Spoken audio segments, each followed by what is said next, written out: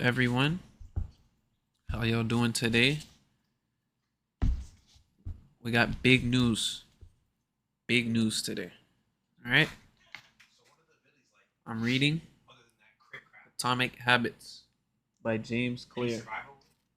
Show y'all the front. Atomic Habits. I'm reading that today. All right, starting at page 21, and the goal is to get to page 29 before the end of the day. All right, so let's get it. Come learn with me. People make a few small changes and fail to see a tangible result and decide to stop. Oof. You think I've been running every day for a month, so why can't I see any change in my body? Facts. Facts. Once this kind of thinking takes over, it's easy to let good habits fall by the wayside, but in order to make a meaningful difference, habits need to persist long enough to break through this plateau, what I call the plateau of latent potential. That's the plateau of latent potential, chat. That's when the habit needs to last a certain amount of time, like a long amount of time, for it to like actually for you to actually see improvement. You have to stick to the habit for a long time to actually see improvement. All right. That's called the plateau of latent potential. If you find yourself struggling to build a good habit or break a bad one, it is not because you have lost your ability to improve. It is often because you have not yet crossed the plateau of latent potential. Complaining about not achieving success despite working hard is like complaining about an ice cube not melting when you heated it from 25 to 31 degrees. Your work was not wasted, it is just not being stored. Sheesh. Sheesh. That's facts though. It's a good book, guys. Let me know. Y'all ever read this before, bro? It's a W book. This is not an ad, alright? It's not an ad.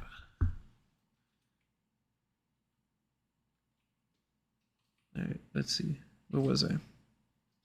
The outside world only sees the most dramatic event rather than all that preceded it. But you know that it's the work you did long ago when it seemed that you weren't making any progress that makes the jump today possible. It is the human equivalent of geological pressure. Two tectonic plates can grind one against another for millions of years, the tension slowly building all the while. Then one day they rub each other once again in the same fashion they have for ages. But this time the tension is too great, an earthquake erupts. Change can take years before it happens all at once. All right, chat. That's a quote. That's a quote right there. Change can take years before it happens all at once. Same thing for success. Success can happen, could take years before it happens all at once. Let me take a note of that. I mean, I heard of this before, but it's always good to hear it again because it's so factual. Hey, Mr. 9 Days Ago on Google Chrome. Bro, my computer was off, so I don't even know why it said that. I think my Discord was just maybe the setting was off or something. It was messed up. But yeah, I was not on Google Chrome for 9 days. That's crazy. Let's see. When I'm like done using the computer, I turn it off. Yeah. We'll go with that. All right. I was on for 9 days. All right, I was on it. Shut up. All right, let's see here. Yeah, appreciate you joining up, Sky. Appreciate you. Let's see here. Where was I? One day they rub each other once again. Okay, mastery requires patience. When nothing seems to help, I go and look at a stonecutter hammering away at his rock, perhaps 100 times without as much as a crack showing in it. Yet at the 101st blow, it will split in two, and I know it was not that last blow that did it, but all that had gone before. Spicy. It's a spicy book. It's a spicy factual. I didn't mean to press that button. Spicy factual book. The plateau of latent potential. All right, we're on page 22. We're on page 22, chat. All right. Atomic. All big things come from small beginnings. The seed of every habit is a single tiny decision. But as that decision is repeated, a habit sprouts and grows stronger. Roots entrench themselves and branches grow. The task of breaking a bad habit is like uprooting a powerful oak within us. And the task of building a good habit is like cultivating a delicate flower one day at a time. Oof. But what determines whether we stick with a habit long enough to survive the plateau of latent potential and break through to the other side? What is it that causes some people to slide into an unwanted habit and enables others to enjoy the compounding effect of good ones? That's a good question. That's a good question, bro. Don't know the answer to it yet. Let's see. Forget about goals. Focus on systems instead. That's a subtitle or title. Let me write that down. Systems, chat. What the heck is a goal? What's your system? What's your routine? Forget about goals. Focus on systems instead. Okay. Okay.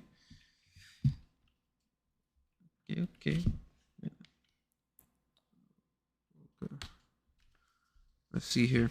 Prevailing wisdom claims that the best way to achieve what we want in life, getting into better shape, building a successful business, relaxing more and worrying less, spending more time with friends and family, is to set specific, actionable goals.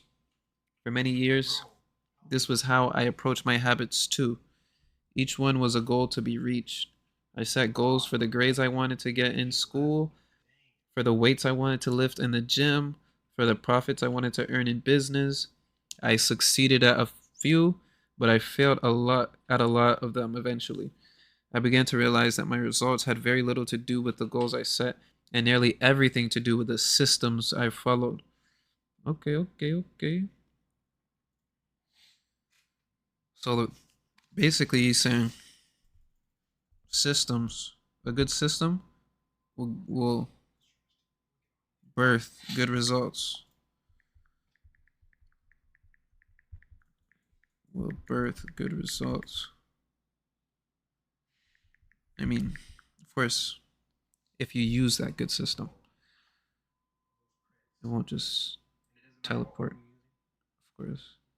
I began to realize that my results. Okay. What's the difference between systems and goals? It's a distinction I first learned from Scott Adams, the cartoonist behind the Dilbert comic. Goals are about the results you want to achieve. Systems are about the processes that lead to those results. All right. Goal is the results you want to achieve, and systems are the process that lead to those results. Let me take note of that. Systems are. Bear with me, chat. Systems are about.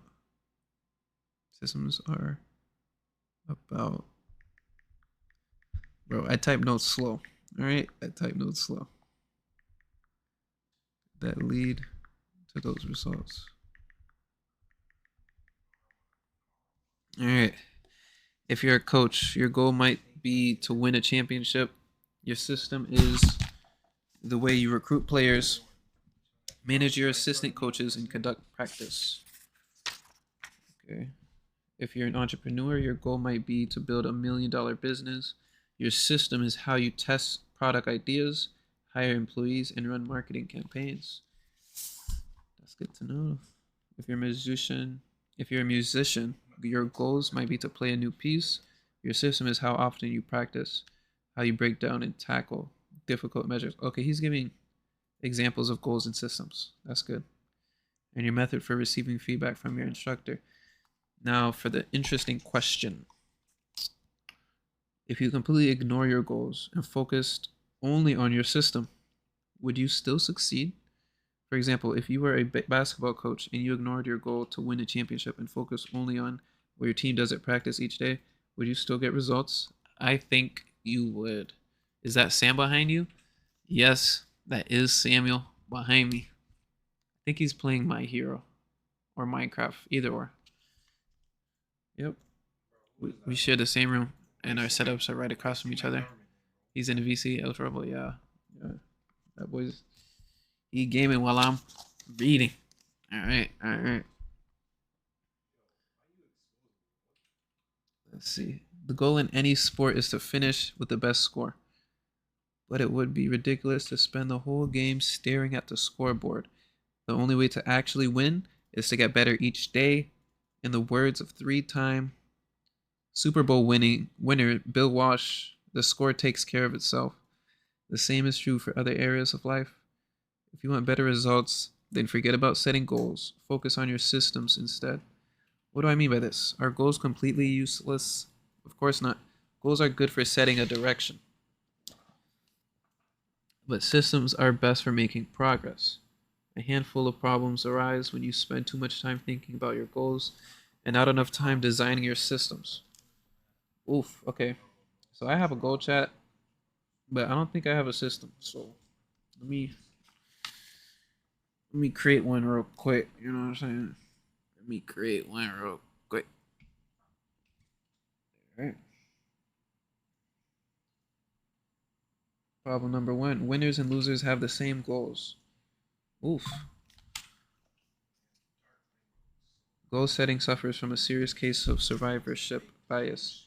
We concentrate on the people who end up winning, the survivors, and mistakenly assume that ambitious goals led to their success while overlooking all of the people who had the same objective but didn't succeed. Every Olympian wants to win a gold medal. Oh, we're on page 25 now, guys. We're moving. We started on 21. We're on 25. All right, we're about to hit the goal, which is 29. We're halfway around there. We're more than half, actually. All right, let's see.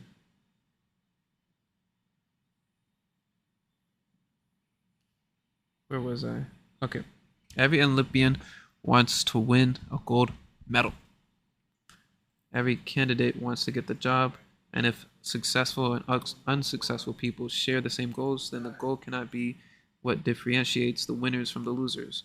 It wasn't the goal of winning the Tour de France that propelled the British cyclists to the top of the sport. Presumably, they had wanted to win the race every year before, just like every other professional team.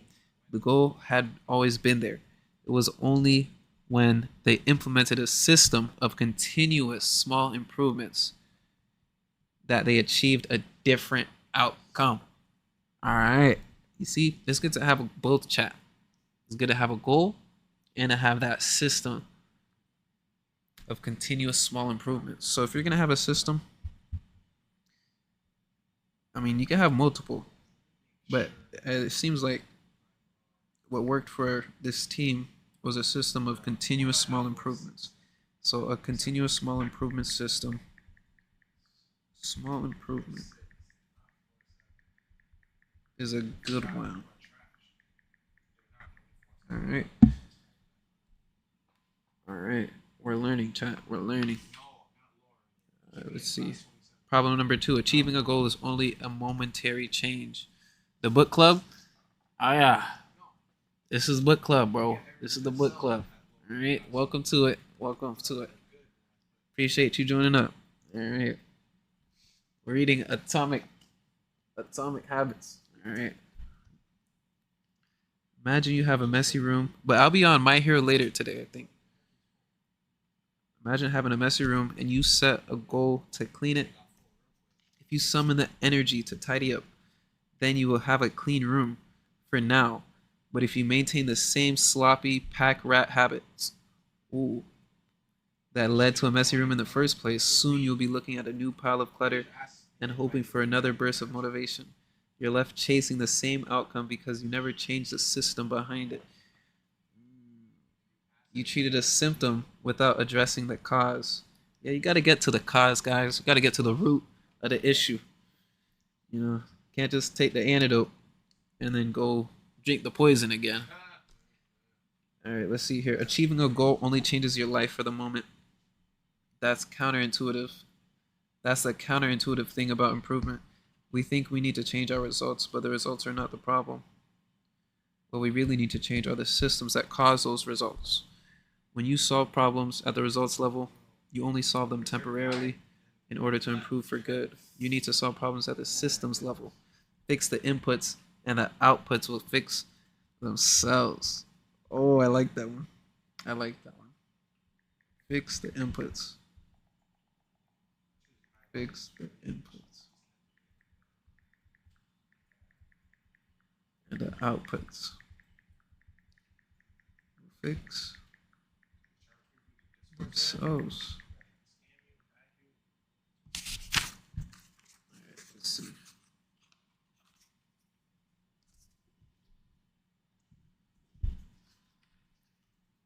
But yeah, the goal here, chat, my book goal is to finish this book, which won't take that long because it doesn't have that much pages. Finish it before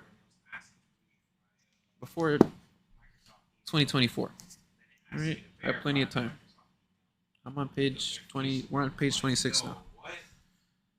All right, problem number 3. Goals restrict your happiness. The implicit assumption behind any goal is this: once I reach my goal, then I'll be happy. A lot of people say that. The problem with a goals first mentality is that you're continually putting happiness off until the next milestone. I've slipped into this trap so many times, I've lost count. For years, happiness was always something for my future self to enjoy. I promised myself that once I gained 20 pounds of muscle, or after my business was featured in the New York Times, then I could finally relax. Furthermore, goals create an either or conflict. Either you achieve your goals and are successful, or you fail and you are a disappointment. You mentally box yourself into a narrow version of happiness. This is misguided. It is unlikely that your actual path through life will match the exact journey you had in mind when you set out. It makes no sense to restrict your satisfaction to one scenario when there are many paths to succeed. That's not straight, you know what I'm saying? It's like eat. All right, it's crazy, all right? Let's see here. A systems first mentality provides the antidote. When you fall in love with the process rather than the product, you don't have to wait to give yourself permission to be happy. You can be satisfied any time your system is running. All right. And a system can be successful in many different forms, not just the one you first envisioned. Gotcha.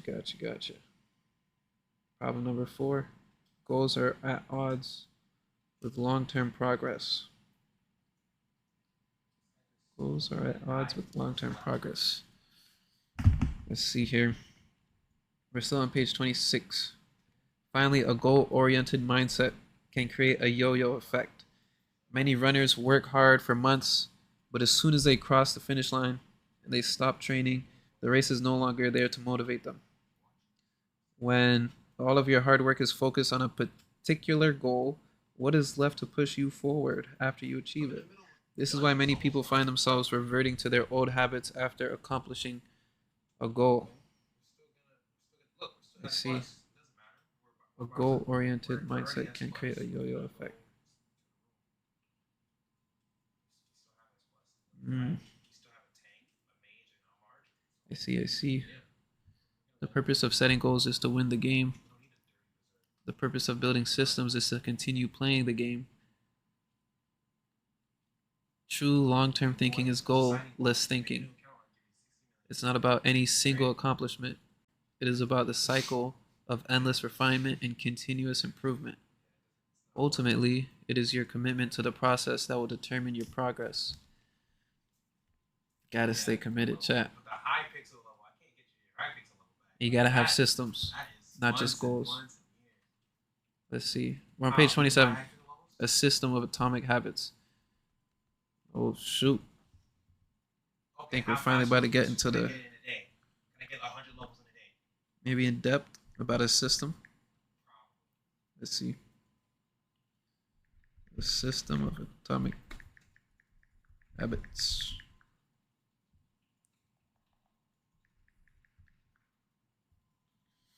Give me the gold, give me the gold, give me the gold. Alright. If you're having trouble changing your habits, the problem isn't you. The problem is your system. Bad habits repeat themselves again and again, not because you don't want to change, but because you have the wrong system for change. You do not rise to the level of your goals, you fall to the level of your systems. Sheesh. Focusing on the overall system rather than a single goal is one of the core themes of this book. The overall system, okay. It is also one of the deeper meanings behind the word atomic. By now, you've probably realized that an atomic habit refers to a tiny change, a marginal gain, a 1% improvement. But atomic habits are not just any old habits, however small. They are little habits that are a part of a larger system. Just as atoms are the building blocks of molecules, atomic habits are the building blocks of remarkable results. Habits are like the atoms of our lives. Each one is a fundamental unit that contributes to your overall improvement. At first, these tiny routines seem insignificant, but soon they build on each other and fuel bigger wins that multiply to a degree that far outweighs the cost of their initial investment. They are both small and mighty. This is the meaning of the phrase atomic habits, a regular practice or routine that is not only small and easy to do, but also the source of incredible power, a component of the system of compound growth. All right, we're on page 28. Hold up, let me go back real quick to 27.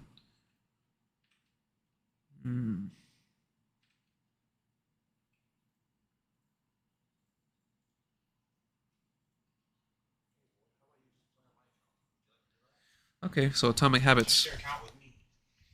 Basically, they're small and mighty. They're little changes that create huge impact over a certain time period. Let's see. It's a routine. Small and easy to do. And the source of incredible power. Okay. It's a system of compound growth. A component of the system. It's a component of the system. It's not the whole entire system. It's just one component. Sheesh. So he's going in depth with this thing. Atomic habits. This whole page, page 27, was beautifully written. Hold up. All right. There we go. All right, page 28, chapter summary. Okay, that's neat. He has a summary. Habits are the compound interest of self-improvement. Getting 1% better every day counts for a lot in the long run. Let's see. Habits are a double-edged sword. They can work for you or against you, which is why understanding the details is essential. Number 3, small changes often appear to make no difference until you cross a critical threshold. The most powerful outcomes of any compounding process are delayed. You need to be patient. Number 4, an atomic habit is a little habit that is part of a larger system.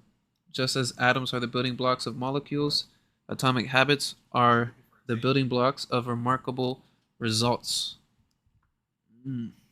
If you want better results, then forget about setting goals, Focus on your systems instead.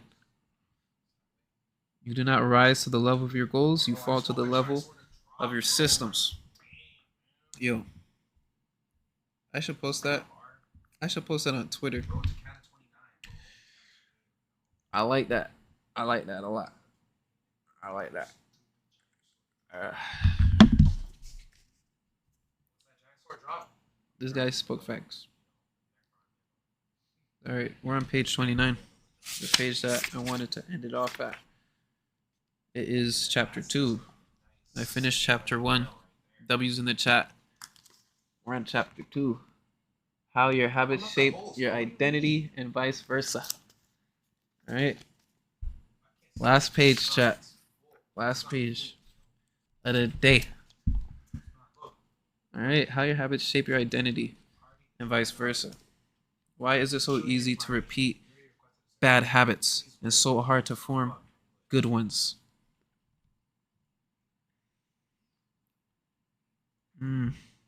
Few things can have a more powerful impact on your life than improving your daily habits. Yet it is likely that this time next year, you'll be doing the same thing rather than something better.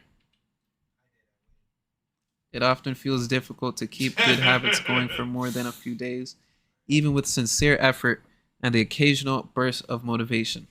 Habits like exercise, meditation, journaling, and cooking are reasonable for a day or two and then become a hassle.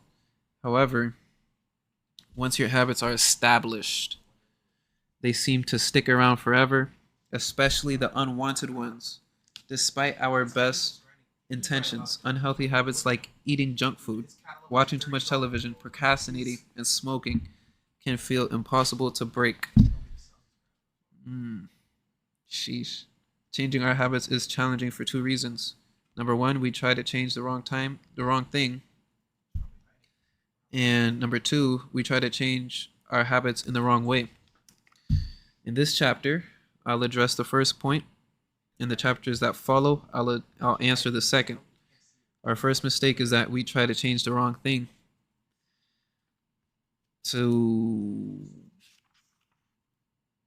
All right, let me finish the sentence since it's on page 30. But I'm not going to finish page 30.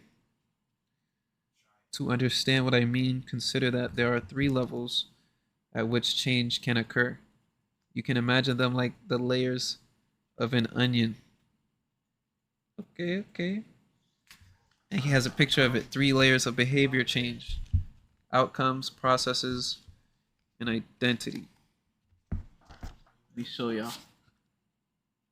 Outcomes, processes, and identity. You know, he made it like layered like an onion. Okay, interesting.